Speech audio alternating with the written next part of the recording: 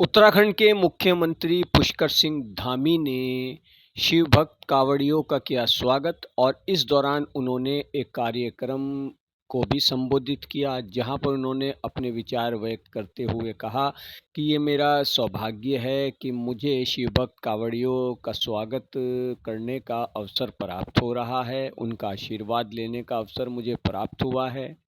जानिए, कार्यक्रम को संबोधित करते हुए उत्तराखंड के मुख्यमंत्री पुष्कर सिंह धामी ने क्या कहा।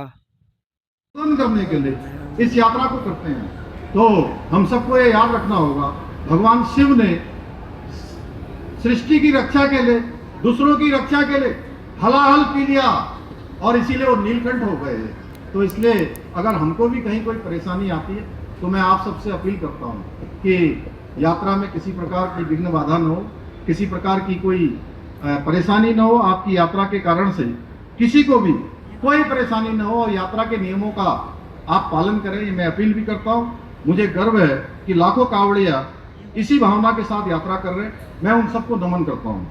लेकिन कुछ लोगों से जो एक पावन यात्रा के उद्देश्यों को भुलाकर अशांति या उपद्रव की राह पर चलने का प्रयास कर रहे हैं, उनसे भी विनम्र अपील करता हूँ कि वे सच्चे शिव भक्ति भांति विनम्रतापूर्ण आचरण करें, क्योंकि जब भक्त विनम्र और सहनशील होता है तब उसे आत्मिक शांति प्राप्त होती है।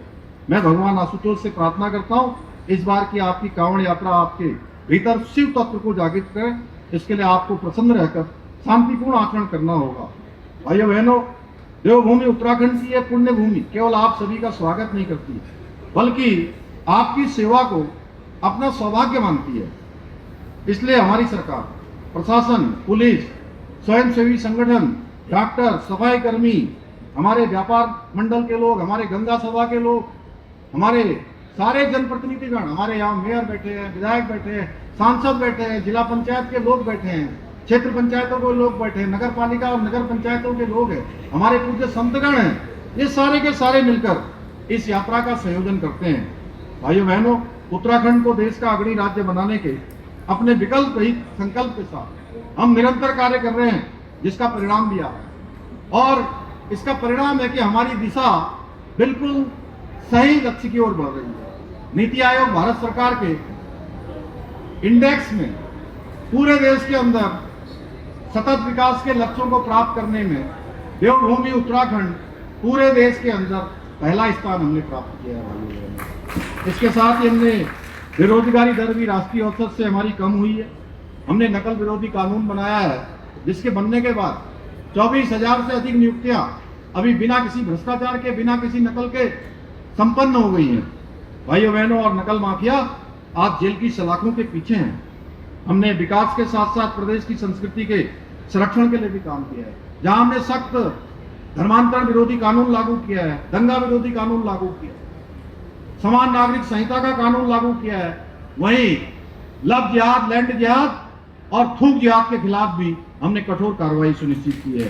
भाइयों बहनों, अब हम सनातन के आड़ में विधर्मियों द्वारा छद्म वेश बनाकर, वेश बदलकर हमारे भोले भाले लोगों को ठगने के खिलाफ भी एक ऑपरेशन हम चला रहे हैं। आप सभी को पता है उस ऑपरेशन का नाम क्या है? कालनेमी। कम आवाज आई। कालनेमी। हाँ, कालनेमी नाम है उस ऑपरेशन का। और इस ऑपरेशन के माध्यम से हम ऐसे ढोंगियों को, छद्म वेशधारियों को, उनके खिलाफ कार्रवाई कर रहे हैं जो वेश बदलकर हमारे सनातन धर्म को नुकसान पहुंचाने का काम कर रहे हैं, हिंदू धर्म का बदनाम करने का काम कर रहे हैं।